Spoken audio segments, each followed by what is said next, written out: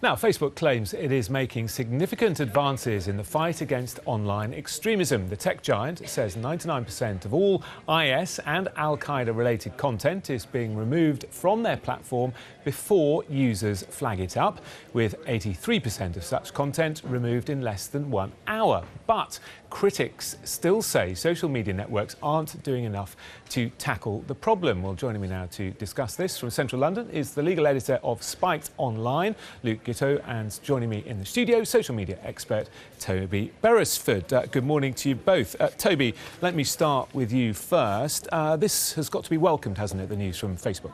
Yeah, absolutely, Jonathan. So we've been asking for, as a public for some time, that they use better mechanisms to counter extremist material, and this announcement is fantastic in the sense that they're getting 99% out before most people will ever have a chance to see it.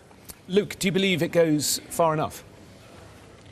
Well, I think this announcement should be welcomed, but I think that it fails to deal with the core problem. We know that the vast amount of radicalisation takes place offline, and yet the government's strategy for some years now has been focusing on online extremism.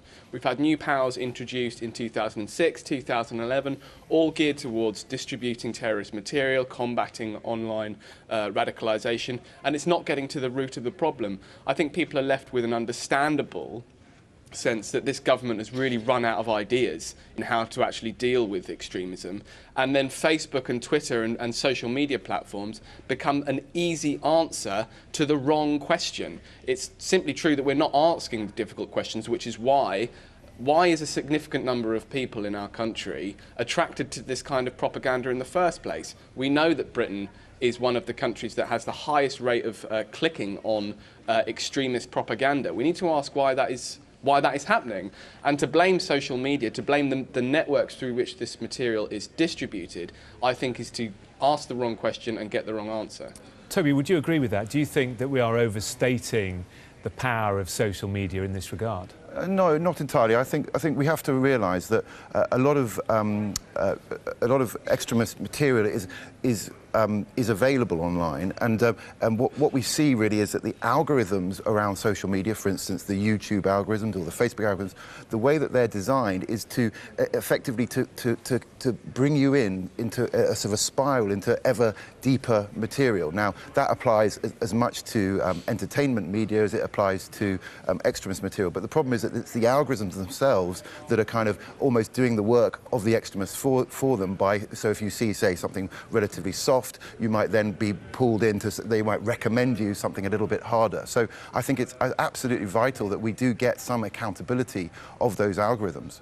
Luke, we also seem to be in a period at the moment where artificial intelligence is obviously going to play a big role in this in the future, but at the moment we're relying very much on eyeballs looking at the material and perhaps delving a little bit into using the latest technology, but we're still some way off, aren't we, from that artificial intelligence being able to spot this immediately and clamp down on it?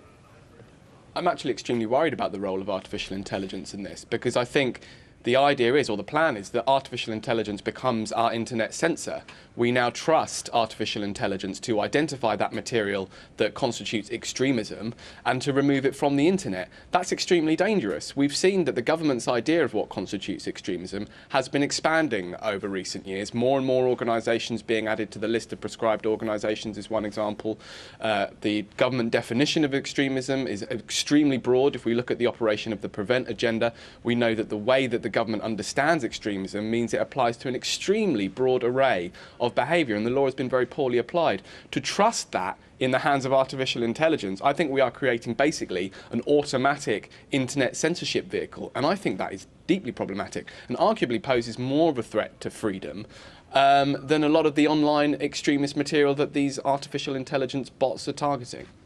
Yeah, I'd agree with that, and I'd sort of go one further. And I think what we really need is a kind of accountability of the algorithms. And the difficulty, of course, in a sort of a global digital world is that can't be done in the UK. I mean, it's something that needs to be done at an international level because these are global digital platforms. So I think what Theresa May and her colleagues really need to be doing is getting together at the United Nations with other countries and saying, look, the only way we're going to solve this is by by getting together and setting up new bodies that will actually hold the algorithms to account. And it's just no good trying to do it in a piecemeal, country-by-country basis. There needs to be a kind of a strategic sort of approach to this. And Toby, isn't one of the big problems that, of course, the people who are using the internet, using social media, they're as up to speed as anyone on the latest technology and will always be finding ways around it or moving on to other social networks? Yeah, of course. So, but from a kind of a public safety point of view, I think our first job is really to get the big